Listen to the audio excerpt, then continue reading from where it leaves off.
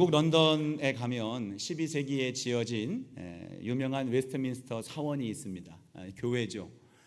영국 왕의 대관식이 거기서 열리고 역사적 위인들의 유해가 거기에 안치가 되어 있는 매우 웅장한 그러한 성전입니다. 세계 각지에서 여행객이 런던에 방문하면 어김없이 들리는 곳이 이 웨스트민스터 사원이고, 또 성도들이 성지순례, 종교개혁지 같은 성지순례를 하다 보면 또 그곳에 들리기도 하는 곳이 바로 그 교회입니다. 하루는 미국 아이오와 주에서 방문한 여행객 단체가 이 사원을 방문을 했습니다. 그 사원에 상설 섬기고 봉사하고 있는 그 안내자가 이 여행단을 이끌어 갔습니다. 자부심에 차서 이 아치는 어떻고 스테인드 글라스는 어떠며 또 이 교회의 역사는 어떻고 지금 진행되고 있는 국가적인 프로그램이 무엇이 진행되고 이러한 것들을 쭉 자랑스럽게 이야기를 하죠. 그때 모든 설명이 끝난 뒤에 그 여행단 가운데 한 여자분이 이 안내자에게 묻습니다. 이렇게 귀하고 좋은 교회 우리에게 소개해 줘서 정말 감사합니다. 근데 하나 제가 궁금한데, 최근에 이 사원을 통해서 구원받은 성도의 수는 얼마나 됩니까? 라는 질문을 했다는 거예요. 이 이야기가 우리가 한 여행자가 그냥 질문하고 또 이 안내자는 그에 대해 대답을 준비된 부분이 아니기 때문에 대답하지 못했다는 이야기가 이제 더불어서 전해지고 있는데, 이 여행자의 질문, 그것을 대답하지 못한 그 안내자의 마음, 여러분 우리가 그냥 간과할 만한 것들은 결코 아닙니다. 우리가 깊이 생각해야 될 문제가 되는 겁니다. 교회가 이 땅에 존재하는 목적이 무엇일까요? 하나님께서 이 땅에 예수 그리스도를, 당신의 사랑하는 독생하는 아들을 보내신 이유가 무엇이겠습니까? 예수께서는 하나님의 말씀에 순종하여 이 땅에 낮고 천한 자리로 자기의 하늘의 영광 보좌를 버리고 내려오신 이유는 무엇이며, 그리고 그 내려오신 것으로 끝나지 않고 십자가에 못 박혀 죽으시기까지 하며 물과 피를 다 쏟으신 이유가 무엇일까요? 바로 잃어버린 영혼을 구원하시기 위함입니다. 어둠 속에서 죽어가는 한 생명 모든 백성들을 구원해내기 위한 것이 바로 교회의 목적이고 하나님의 마음이며 예수 그리스도의 순종하신 이유가 되는 거예요. 그렇기 때문에 우리 교회가 모든 조직과 예산과 모든 것들이 바로 한 생명을 구원하여 흔들리지 아니하는 굳건한 반석으로 세워가는 사역에 힘쓰고 초점을 맞춰가는 것은 교회가 이루어가야 될 마땅한 사역과 마땅한 방향성이 되는 겁니다. 오늘 우리가 읽은 본문, 너무나도 잘 알고 있는 말씀이죠. 어린 양의 비유, 어린 양을 찾아다니는 이 목자의 비유의 이야기입니다. 당시 예수님의 주변에는 수많은 사람들이 예수님께로 몰려왔습니다. 그 수많은 사람들을 구분해 보자면 크게 두 가지의 유형의 사람들입니다. 하나는 1절 말씀에 나오는 사람들인데요, 이렇게 말씀하고 있죠. 모든 세리와 죄인들이 말씀을 들으러 가까이 나오니 라고 말씀하고 있습니다. 세리와 죄인들, 그 당시 유대 사회에는 세리, 로마의 앞잡이라고 그렇게 낙인이 찍혀 있습니다. 로마의 힘을 받아서 동족들의 세금을 받아내는데, 로마가 부과한 막중한 세금과 더불어서 자기의 부를 축적하기 위하여 더 많은 세금을 거두었던 그 시대의 사람들이 세리였습니다. 그리고 죄인들은 누굽니까? 창기, 또 로마의 법이나 유대 율법을 어긴 사람들, 그러한 사람들이기 때문에 그들은 죄인이라고 하는 그러한 낙인이 찍혀져 있습니다. 도덕적으로 깨끗하지 못했고 사회에서 소외됐습니다. 삶은 소외된 그러한 존재이기 때문에 피폐하고 가난할 수밖에 없는 삶을 살게 됩니다. 그런데 그럼에도 불구하고 그들 마음속에는 한 가지 영생에 대한 갈망이 있었어요. 자신들의 죄에 대한 문제의식을 알고 예수님께 나와 자신의 죄의 문제, 삶의 곤고함의 문제, 이 모든 것들을 예수님께로부터 해결받고자 예수님 앞에 끊임없이 찾아 나왔던 겁니다. 또 한 부류는 2절 말씀에 이어서 나오는 바 바리새인과 서기관들입니다. 바리새인과 서기관들, 그들은 사회에서 그 당시 매우 인정받는 사람들이었습니다. 신앙적으로 인정받았고 도덕적으로도 깨끗하다고 자부하며 인정받았던 경건한 사람들이었습니다. 그런데 이 사람들은 예수님께 나와서 그의 말씀도 듣기도 했지만 점점 물론 그 부분들이 예수님께 나온 목적들이 변질되어 가긴 했습니다만, 처음 이 바리새인과 서기관들도 과연 이 사람이 하나님이 보내신 메시아인가라고 하는 궁금증과 그 질문을 가지고 예수님 앞에 나왔던 것만큼은 사실이었던 것 같아요. 근데 예수님 앞에 나왔던 이 부류들이 예수님께 나올 때마다 불편한 마음이 생깁니다. 왜냐하면 예수님 주변에는 늘 죄인과 세리들이 함께하고 있었기 때문이에요. 예수님은 그 사람들, 죄인의 부류의 사람들이 다가올 때에 그들을 거룩하지 못하다라고 거절하는 것이 마땅하지만 예수님은 그들을 맞이하고 그들에게 말씀을 가르치시고 그들과 함께 먹고 마시며 동행하며 삶을 영위하는 그러한 일들을 늘 행하고 계시는 거예요. 그래서 이 바리새인과 서기관들은 이 예수님 주변에 있는 이 죄인과 그리고 세리들로 인하여서 늘 불편한 마음에 수군거리기까지 합니다. 오늘 말씀해 보니까 그들의 수군거림을 예수님이 아셨습니다. 그 수군거림은 요약하자면 바로 그거죠. 율법주의자들로서 완악하고 차가운 마음으로 말미암은 수군거림입니다. 예수님은 이 수군거림을 아시고 그들의 마음에 일깨움을 주게 하시기 위해서 세 가지의 비유의 말씀을 가르쳐 주십니다. 그 세 가지의 비유의 의미는 무엇일까요? 바로 예수님께서 이 땅에 오신 목적, 왜 이곳에 오셨는지 진정한 그 목적과 이유를 가르쳐 주신 거예요. 그것을 가르쳐 주셔야만 예수님 주변에 있는 이 죄인과 세리들을 주님께서 용납하시고 그들과 함께 거하는 이유가 밝히 알려질 수 있기 때문입니다. 비유의 말씀은 세 가지였습니다. 우리가 잘 알고 있는 오늘 말씀, 잃어버린 양 한 마리를 찾기 위하여 길을 떠나는 목자의 비유, 그리고 두 번째 비유는 한 여인이 갖고 있었던 10개의 동전을 묶은 묶음 속에서 하나의 동전을 잃어버린 상태에서 그 동전을 찾기 위하여 애쓰는 여인의 이야기, 그리고 세 번째 이야기는 여러분 잘 알고 계시죠? 집 떠난 둘째 아들을 끝까지 기다리고 회복시키시는 아버지의 비유. 이것이 세 가지의 비유입니다. 이 세 비유가 관통하고 있는 중심성, 그 핵심이 무엇일까요?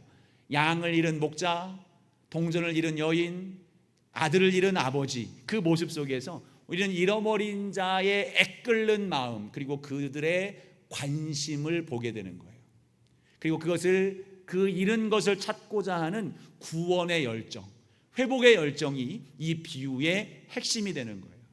이것이 결국 앞서 말씀을 드렸던 것처럼 이것이 아버지의 마음이고 이것이 예수 그리스도의 이 땅에 오신 목적이고 이 시대에 우리 교회가 나아가야 될 방향성이라는 것을 분명히 가르쳐주고 있는 거예요.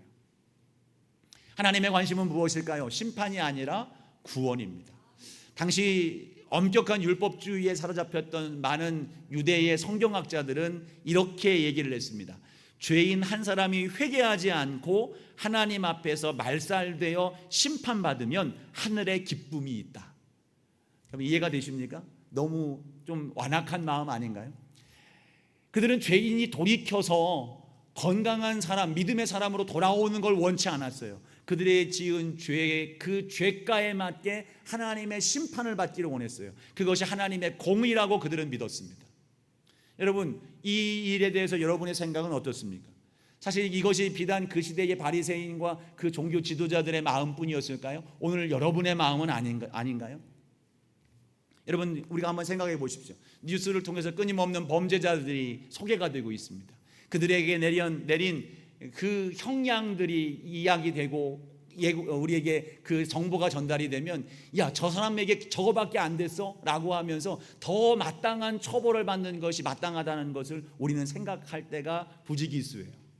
여러분, 교도소를 가는 그 형량, 교도소의 원래 의미가 뭔지 아십니까? 그가 지은 죄를 막중한 책임을 묻기 위해서 그곳에 감금시키는 것이 교도소의 의미일까요? 교도는 무엇입니까? 그를 교화시키는 겁니다. 바꾸어 놓는 거예요. 그가 범죄를 지은 사람이지만 이 기간 동안 그를 바꾸어 놓아서 사회에 적응할 수 있는, 다시는 범죄자가 되지 않도록 그를 바꾸어 놓는 기간을 형량으로 주고 그를 격리시켜서 교육시켜서 다시 사회로 환원시키는 의미가 교도소의 의미인 거예요. 근데 우리는 이미 그 의미를 잃어버렸죠. 우리의 생각은 어떻습니까? 야, 저거밖에 형을 안 줘? 더 많이 줘야 되는 거 아니야? 더 격리시켜서 아예 이 땅에서 없어지게 만들어야 되는 거 아니야? 라고 생각하는 것이 우리의 마음이라면 그 당시 바리새인들, 그 당시 종교 지도자들과 별반 다를 바가 없는 우리의 상태가 되는 것입니다. 그런데 예수님의 관심은 전혀 다릅니다. 하나님의 관심은 전혀 달라요. 심판하시고 가는 것이 하나님의 관심이 아니라 구원하시는 것이 하나님의 관심입니다. 오늘 4절 말씀에 예수님은 질문하시죠. 이렇게 질문합니다. 너희 중에 어떤 사람이 양 100마리가 있는데 그 중에 하나를 잃으면 99마리를 들에 두고 그 잃은 것을 찾아내기까지 찾아다니지 아니하겠느냐. 이런 질문을 하신단 말이에요. 목자의 관심은 이미 안전하게 그 우리 안에 있는 99마리가 아닙니다. 그것만이 아니고 그들에게도 물론 관심이 있죠. 그러나 그들뿐 아니라 길을 잃고 헤매고 있는 그 한 마리의 양, 두렵고 떨고 있는 그 고통 속에 있는 그 한 마리의 양을 찾는 것도 목자의 간절한 마음이라는 것을 우리에게 알려주고 있는 거예요. 예수님의 세리와 죄인들과 함께하는 것은 어쩌다가 한 두어 번, 서너 번 정도 함께하는 그러한 시간을 갖는 것, 그것이 아니었습니다. 예수님은 예수님의 공생애를 시작하면서 처음부터 끝에 이르기까지 언제나 죄인과 세리들과 함께하는 삶, 그들의 예수님의 일상이었던 거예요.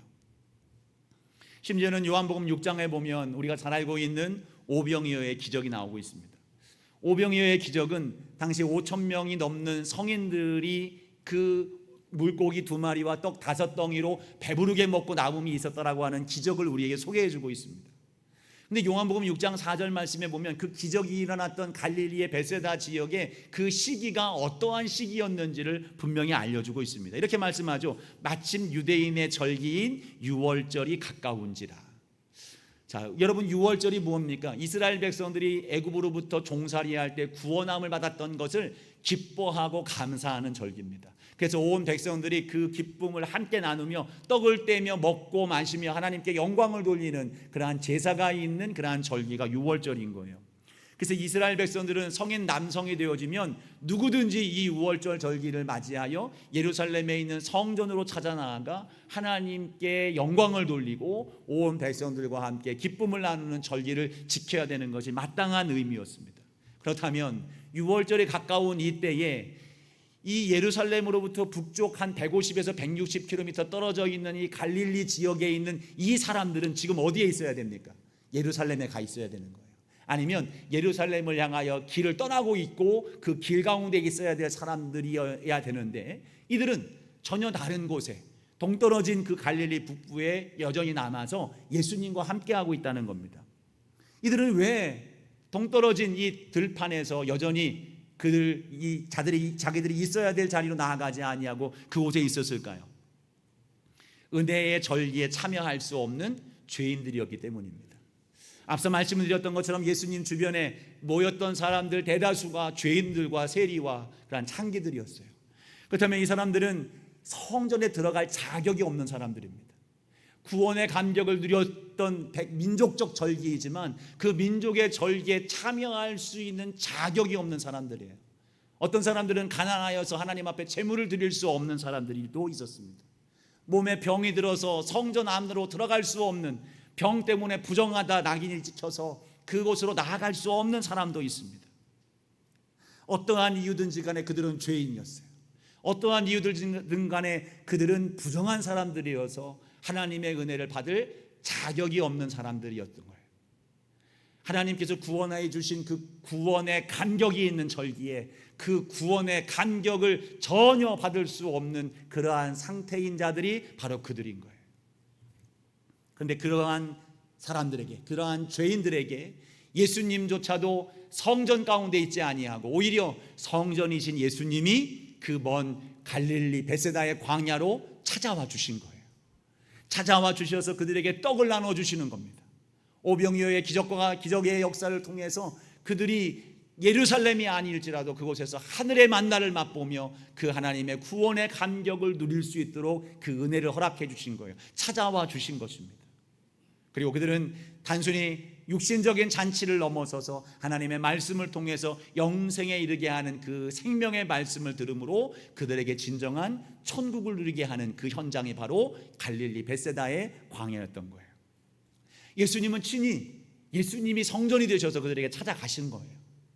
찾아올 수 없는, 은혜를 누릴 수 없는 이들에게 찾아가셔서 그들에게 은혜를 회복시켜 주시고 그들에게 생명을 회복시키시는 일들을 예수님은 친히 행하신 것입니다. 그래서 성경은 우리에게 분명히 선포하고 있습니다. 요한복음 3장 17절 말씀, 하나님이 그 아들을 세상에 보내신 것은 세상을 심판하려 하심이 아니요 그로 말미암아 세상이 구원을 받게 하려 하심이라. 아버지 하나님의 마음인 거예요. 누가복음 5장 32절 말씀에 내가 의인을 부르러 온 것이 아니요 죄인을 불러 회개시키러 왔노라. 예수님의 이 땅에 오신 목적, 예수님의 관심인 겁니다. 그렇다면 누가 이런 양입니까? 누구를 회복시키려고 주님이 이 땅에 오신 것인가요? 먼저는 아버지를 스스로 떠난 사람들을 회복시키려고 하신 것입니다. 우리가 읽지 않았습니다만 세 번째 비유에 나오는 두 번째 아들이죠. 둘째 아들, 스스로 아버지를 떠납니다. 일상적인 분가가 아니에요. 결혼을 해서 우리나라 표현으로 재금을 낸다 그러죠. 재금 내서 야 너 잘 살아봐 라고 그렇게 독립시켜주는 그러한 분위기가 아닙니다. 둘째 아들이 아버지를 떠난 이유는 아버지의 통제에서 벗어나고 싶은 거예요. 아버지의 관리에서 벗어나고 싶은 겁니다. 아버지의 영향력에서부터 벗어나고 싶은 마음이에요. 그래서 그는 자기의 자유대로 자기 마음껏 살고 싶은 마음이 그 마음으로 아버지를 떠난 이유가 되는 것입니다.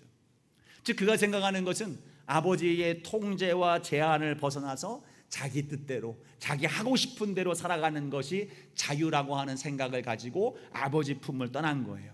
자기 스스로가 주인이 되고 자기 스스로가 왕이 되고 싶은, 이것이 바로 무엇입니까? 인류가 갖고 있는 죄의 본성의 모습인 겁니다. 죄의 모습, 내가 왕이 되고 내가 내 뜻대로 살고 싶은 것, 이것이 결국은 하나님을 떠날 수밖에 없는 죄가 되어지는 것입니다. 또 하나 이런 양들의 모습은 어떤 사람들입니까? 자기 눈앞에 있는 삶에만 집중하다가 결국 길을 잃어버린 사람들이에요. 이사야서 53장 6절 말씀에 보면 이렇게 말씀합니다. 우리는 다 양 같아서 그릇 행하여 각기 제 길로 갔거늘. 우리를 양이라고 여기시는 거예요. 양 같다. 양은 어떤 존재입니까? 양을 연구한 사람들의 이야기를 들어보면 똑똑하다 그래요. 근데 똑똑한 것과는 달리 유독 제 집을 찾는 기능으로는 떨어지는 거예요. 왜냐하면 그 앞에 늘 있는 풀만 바라보고 있는 거예요. 풀만 쫓아서 계속 고개를 숙이고 가는 거예요. 저는 뭐 예전에 강원도에 양떼 목장도 가고 뭐 여러 군데 가고 양들을 봅니다만 양이 고개 들고 있는 걸 본 적이 없어요. 늘 고개를 숙이고 쳐박고 뭔가 계속 뜯어 먹든지 뭔가 하는 거예요. 그 양의 습성, 그 양의 행태, 이것은 끊임없이 자기 앞에 있는 것들만 바라보며 살아가는 거예요. 양 옆에 눈이 있어서 주변을 살필 수 있는 그러한 구조로 하나님이 만들어 놓으셨지만 그가 바라보는 것은 늘 앞에 있는 삶의 것들, 먹을 것들만 바라보다 보면 어느 순간 무리에서 동떨어져 버리는 거예요. 양의 습성은 무리와 동떨어져서 당황하게 되면 더 두뇌의 기능이 약화된다 그럽니다. 그래서 무리로부터 완전히 동떨어지는 상황들이 간간 생기는 상황들이 있다고 이야기를 하는 겁니다. 여러분, 그것이 우리의 모습 아닌가요? 우리의 삶 속에서 끊임없이 주어지는 삶의 정황과 일들이 내 삶의 목적이 되어서 그것만 바라보고 그것만 집중하다 보면 어느 순간 우리는 하나님께로부터 멀어져 있는 나의 존재를 발견하게 되는 겁니다. 또 세 번째로는 이 잃은 양은 어떤 양입니까? 세상의 험난한 풍파, 불가항력적인 도전, 또 깊은 상처 등으로 인해서 자기가 본의 아니게, 자기 본의 아니게 길을 잃어버린 사람들도 있다는 거예요. 이것이 두 번째 비유, 드라크마를 찾는 여인의 비유 속에서 우리에게 말해주고자 하는 의미입니다. 자기가 일부러 떠난 게 아니에요. 상황이 그렇게 된 겁니다. 무거운 삶의 무거운 짐으로 인해서 그 무거운 짐이 자기를 짓누름으로 말미암아 본의 아니게 의도하지 않았지만 주님께로부터 멀어져 있는 자기의 상태가 되어져 있는 거예요. 목자의 관심은 어떠한 이유가 되었든 하나님으로부터 멀어져 상실되어져 있는 그 영혼을 다시 원래의 자리로 돌이켜 놓는 거예요. 아버지의 마음은 그들을 다시 하나님의 은혜와의 자리로, 그 주님 안으로 불러내셔서 그 안에서 평안하고 복이 있는 삶을 살아가게 하는 것이 하나님의 간절한 소원이 되는 겁니다. 그 하나님의 마음은 한 사람에게 집중이 됩니다.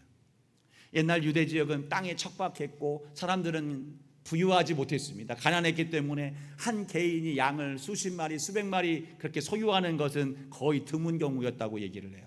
그래서 마을 사람들은 돈을 모아서 조금씩 공동으로 양을 사서 공동으로 양을 키우는 그러한 경우가 거의 대부분이었다고 얘기를 합니다. 근데 오늘 성경에 나오는 100마리의 양을 키우는 이 목자는 그 원어의 의미를 보면 그 100마리의 양을 소유한 사람이라고 표현되고 있어요. 작은 무리의 소유자라면 그 한 마리가 매우 소중할 수 있습니다. 근데 많은 것들을 소유한 가운데 그 하나는 어쩌면 포기할 수도 있는 그러한 상황이 될 수도 있습니다. 간혹 가다가 여러분 콩나물을 찢다 보면 콩나물 대가리 막 떨어지고 하잖아요. 옛날에 저희 어머니는 막 땄다가 그 다 다시 주워 담지만 요즘에는 사실 좀 부유하고 흔하기 때문에 그것들을 다 주워 담지는 않지 않습니까? 쌀을 막 닦다가도 두세 몇 톨씩 떨어지면 그거 다 주워 담기도 하지만 많은 부분 그 떨어진 걸 수채구멍 다시 뒤져가면서 그걸 찾아내지는 않지 않습니까? 많은 것들 중에 하나이기 때문에 그것은 별거 아닌 것처럼 취급당할 수가 있는 거예요.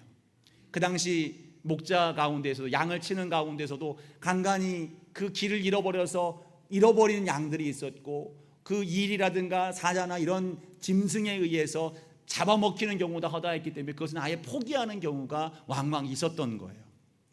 그렇다면 이 많은 것들을 소유한 사람에게 그 한 마리는 어쩌면 없어도 될, 어쩔 수 없지, 아깝긴 하지만 그래 잃어버렸구나라고 생각하면서 내게 있는 아홉 마리를 더 안전하게 가두고 있는 그 일을 행하는 것이 어쩌면 당연한 선택일 수도 있습니다.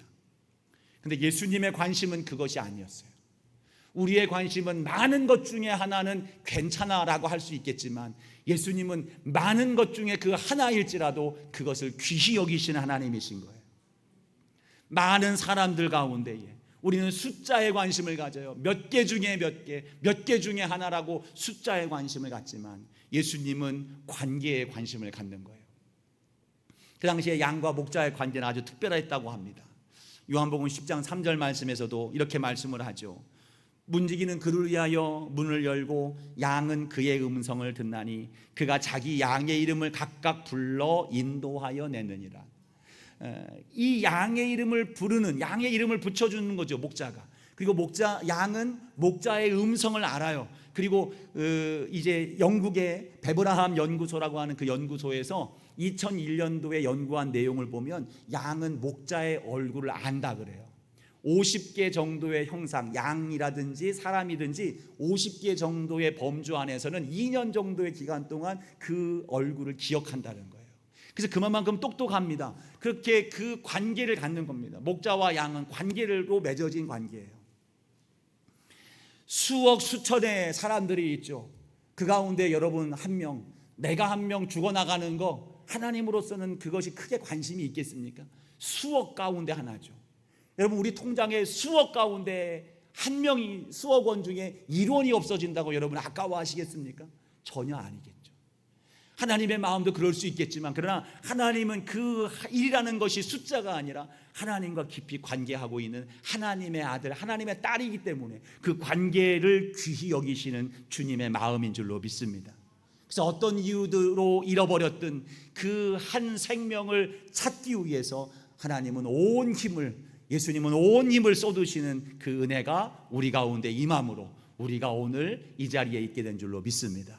우리를 포기했다면 그래 너쯤이야, 없어져도 괜찮아, 너는 없어져도 좋은 인물이야 라고 우리를 포기했다면 우리는 이 세상 어딘가에서 방황하며 헤매며 삶의 무거운 짐으로 말미암아 짓눌려 있는 삶을 살 수도 있을 것입니다. 예수님은 언제나 그 무리의 한 사람을 찾아가시는 거예요. 그 예가 성경에 잘 나와 있습니다. 동네 사람들의 손가락질로 인해서 감히 사람들이 모여 있을 때는 그곳에 가지 못했던 한 여인이 있어요. 그 여인은 뜨거운 정오에 사람들이 아무도 나오지 않는 그 시간에 우물을 기르러 혼자 우물가에 나왔던 사마리아의 여인입니다. 예수님은 갈릴리에서 예루살렘으로 가는 과정 속에서 그곳을 굳이 거쳐가지 않아도 되겠지만 예수님은 유대인들이 들어가지 않는 그 땅으로 일부러 발걸음을 돌려 그 사마리아 지경으로 들어가십니다. 그리고 그 우물을 찾아가세요. 그리고 그 여인을 만나 주십니다. 그 여인의 마음속에 있는 아픔과 어려움을 어루만져 주시고 회복시켜 주시고 그 여인이 사람들 앞에 뛰어들어가서 내가 메시아를 만났다 선포할 수 있는 회복된 인생으로 우리 주님이 그를 회복시켜 주시는 거예요. 자비의 집이라고 이름하는 베데스다 연못으로 예수님이 찾아가셨습니다. 그곳에는 많은 병자들이 있었고 그 물이 동하여지면 제일 먼저 뛰어들어가는 사람이 낫는다라고 하는 그 전설을 따라서 그곳에 진치고 있는 수많은 사람들이 있었어요. 자비의 집과는 달리 경쟁의 집이 되었던 거예요. 그런 가운데 38년 된 병자, 누워서 걸어본 적이 없었던 그 사람을 예수님이 찾아가십니다. 그 사람은 소망이 없이 절망적인 가운데 있었어요. 그 어떤 소망, 자기를 그 물 가운데로 인도해 줄 사람이 없음에도 불구하고 그 자리에 그냥 누워 있기만 하는 사람이었습니다. 예수님은 그 사람에게 찾아가셔서 그의 죄를 사하여 주시며 그가 다시 걸어서 절망이 아닌 소망이 있는 삶을 살아갈 수 있도록 그에게 은혜를 베풀어 주셨습니다. 세리는 그 당시 손가락질 받았던 죄인이었죠. 그 가운데 여리고에서 그 세리의 장을 하고 있던 삭개오라는 사람이 있었죠. 그 사람은 예수님에 대한 갈망함이 있었어요. 그러나 사람들의 눈살에 그들은 사람의 군중 앞에 들어갈 수가 없었습니다. 멀리서 나무 위에 올라가 예수님이 지나가시는 모습만 바라볼 뿐이었습니다. 그때 삭개오에게 예수님은 걸어가시는 거예요. 그러면서 누가복음 19장 5절 말씀에 이렇게 말씀하십니다. 삭개오야 속히 내려오라. 내가 오늘 내 집에 유하여야 하겠다. 삭개오를 찾아가셔서 그의 마음을 아시고 그 한 사람을 찾아가시는 겁니다. 그리고 그의 집에 들어가시는 거예요. 그때의 이 삭개오의 마음에 주님을 향한 마음이 온전히 회복이 되는 거예요. 죄를 뉘우치고 돌이키는 겁니다. 그때의 이 삭개오를 향하여 예수님의 기쁨의 선포를 하십니다. 누가복음 19장 9절과 10절 말씀이에요. 이렇게 말씀을 하시죠. 오늘 구원이 이 집에 이르렀다. 이 사람도 아브라함의 자손이로다 하시면서 말씀하시는 바 이렇게 정리를 하십니다. 인자에 온 것은 잃어버린 자를 찾아 구원하려 함이니라. 선한 목자가 되신 주님은 그 한 사람을 찾기 위해서 어떠한 난관도 아랑곳하지 않습니다. 사람들의 손가락질에도 주님은 그것을 개의치 않습니다.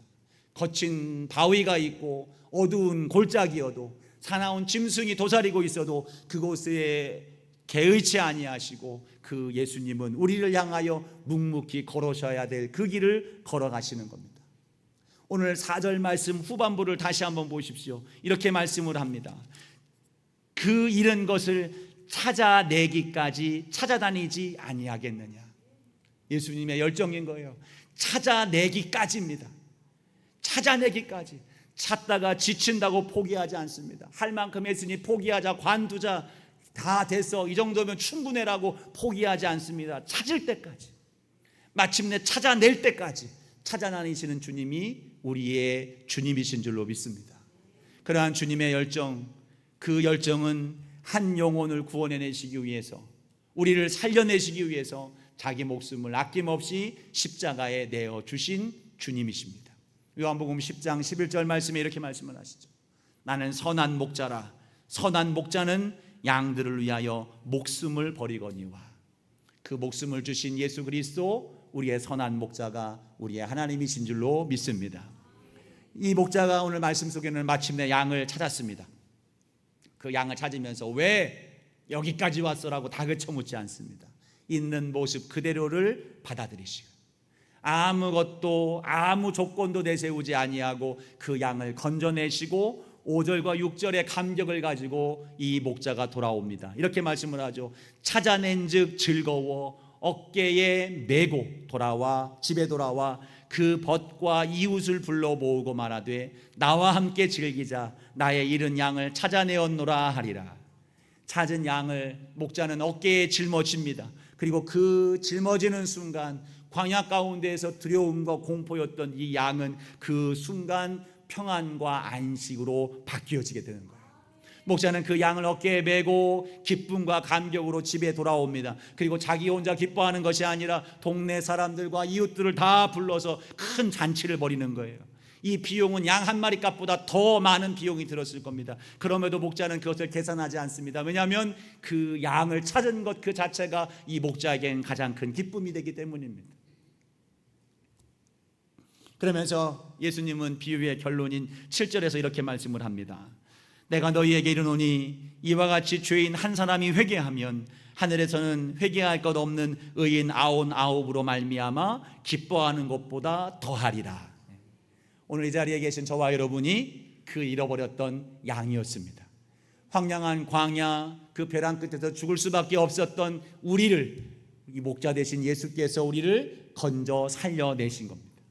예수님이 우리 있던 그 자리에서 피 묻은 어깨에 우리를 짊어지시고 아버지의 집으로 우리를 이끌어 오셔서 안전하고 평화롭고 소망이 있고 기쁨이 있는 이 천국의 삶을 우리 주님이 우리에게 허락해 주신 것입니다. 우리가 그동안 나누었던 말씀은 여러분 기억해 보십시오. 반석이 되리라 라고 하는 말씀, 사실 오늘 말씀을 위해서 그 말씀을 쭉 해온 거예요. 물론 그 오늘 말씀만을 위해 했겠습니까마는, 그러나 그것이 오늘 말씀으로 이어져서 우리는 이 말씀 앞에 온전히 우리를 세워야 되는 것입니다. 허물 많은 베드로를 주님이 부르셨습니다. 너는 반석이 되리라 말씀하셨어요. 그 여정 속에 우여곡절이 있었으나 그의 믿음이 점점 자라나는 과정 속에서 예수님은 요한복음 21장을 통해서 내가 나를 사랑하느냐 물으시면서 그렇습니다 주님, 내가 주님을 사랑하는 줄 주님 아십니다라고 하는 베드로의 고백 위에 내 양을 먹이라라고 그에게 사명을 주십니다. 우리가 지난주, 지지난주에 말씀을 나누었습니다만 그 이후 속에 베드로는 성령의 권능을 받고 세상 가운데 나아가 주님이 맡기신 아름다운 사명, 예수 그리스도를 세상에 전하며 그 예수 그리스도의 이름으로 사람들을 주님 품으로 이끌어내는 위대하고 아름다운 일들을 감당해 주셨습니다. 그리고 성령님은 베드로에게뿐 아니라 오늘 저와 여러분에게도 임하여 주셔서 권능 있는 삶, 능력 있는 삶으로 함께 해주시는 줄로 믿습니다. 그렇다면 우리 주님이 우리에게 성령의 권능을 주시고 사명의 그 마음을 주시는 이유는 무엇일까요? 바로 베드로처럼 우리를 반석되게 하여 주셔서 주님의 마음을 품고 그 잃어버린 양들을 주님께로 인도해 내도록 우리를 부르시고 그 자리에 서기를 간절히 원하고 계시는 거예요. 여러분 생각해 보십시오. 그렇게 반석이 되어서 예수님의 마음을 가지고 그 복음을 들고 예수의 이름으로 여러분을 찾아갔던 그 사람으로 말미암아 여러분 우리는 이 자리에 나올 수가 있게 된 거예요. 그것이 어떠한 다른 전도자가 아닐 수도 있습니다. 여러분의 부모일 수도 있고 가까운 사람의 자연스러운 발걸음일 수도 있습니다. 어떠한 이유든 잃어버렸던 여러분을 회복시켜서 하나님의 그 은혜 아래 거하게 하시기 위하여 영원한 생명의 삶을 살기 위하여 하나님은 사람을 통하여 여러분을 이 자리에 세워놓으신 것입니다. 그렇다면 우리가 해야 될 일이 무엇입니까? 주님이 원하시는 대로 우리 또한 주님의 마음을 품고 반석이 되게 만들어주신 이 위에 부으신 성령의 권능과 은혜를 따라서 우리 또한 잃어버린 한 생명을 찾으러 세상 가운데로 나아가야 된다는 사실입니다. 혹시 우리 마음 가운데에 여러분들 많은 부분들 속에서는 여러분의 마음속에 품고 그 사람을 위하여 지금도 기도하며 눈물로써 그들이 주님 앞으로 나아오도록 힘써 기도하고 헌신하는 그러한 분들도 여러분 있을 줄로 압니다. 그러나 반면 그것은 내가 주님 안에서 울타리에 안전함에 있다고 다른 사람들은 신경 쓰지 않으면서 내 길만 편안하게 추구하는 그러한 마음도 분명히 있을 수 있습니다. 잃어버린 아들을 회복한 아버지의 그 비유 속에서 첫 번째 아들은 아버지가 끊임없이 둘째 아들을 회복하기 위하여 기다리는 그 마음을 품지를 못했어요. 그래서 돌아온 아들을 위해서 잔치하는 그 상황 속에서 큰아들은 못마땅한 마음을 그 아버지에게 비추고 있습니다. 여러분 우리의 마음이 혹시 이 아들과 같은 마음이었다면 여러분 우리의 마음이 성령의 임재로 말미암아 아버지의 마음으로 충만해지기를 소망합니다. 아버지의 심장이 우리 안에 있어서 주님이 찾고자 하는 그 사람에게 우리의 눈길이 가고 주님이 찾고자 하는 그 생명이 우리의 가슴에 품어져서 우리의 기도의 제목이 되고 때를 얻든 못 얻든 그들에게 사랑과 말씀을 전할 수 있는 저와 여러분의 삶이 될 수 있기를 소망합니다. 하나님의 기쁨이 되는 삶은 크게 다르지 않습니다. 우리가 주님 안에 온전히 거하는 삶이 주님의 첫 번째 기쁨이에요. 그리고 더 나아가서 주님 안에 있지 못한 사람들을 주님 품으로 인도해내는 삶을 살아가는 것, 오늘 말씀처럼 그 한 생명으로 말미암아 하늘에 큰 잔치가 일어나는 그 은혜로운 역사를 행하여 드리는 것, 이것이 하나님의 기쁨이 될 수 있는 아름다운 우리의 모습이 되는 줄로 믿습니다. 이것이 우리의 관심이 되어야 되고 이것이 우리 당암교회의 존재의 이유가 되어지고 이것이 우리에게 임하신 예수님께서 피 흘려 십자가에 못 박히신 그 죽으심의 의미가 되는 겁니다. 여러분 오늘 이 예배를 통해서 지금도 여러분 마음속에 생각나는 그 이름이 있을 겁니다. 여러분 마음에 품어지게 하시는 성령님의 감동이 있을 거예요. 어떤 사람들에게는 한 명이 아니라 수십 명이 막 머릿속에 몰려올 수도 있습니다. 여러분 성령께서 주시는 그 사람의 이름을 붙들시기를 축복합니다. 여러분의 가슴에 새기고 그 사람을 품고 그 사람이 주님 품으로 나와 하나님의 기쁨이 되고 그 인생도 아름다운 회복이 있어지기를 여러분 힘써 행하며 나아갈 수 있는 저와 여러분 되기를 간절히 소망합니다. 그러므로 인하여 여러분을 통해서 큰 영광 받으시고 그러므로 인하여 하나님 나라가 이 땅에서 아름답게 확장되는 은혜로운 역사 오늘 또 여러분을 통해서 이루어지게 될 줄로 믿습니다. 이 아름다운 역사가 저와 여러분 가운데 우리 교회를 통해서 일어나기를 주님 이름으로 축원합니다. 기도하겠습니다.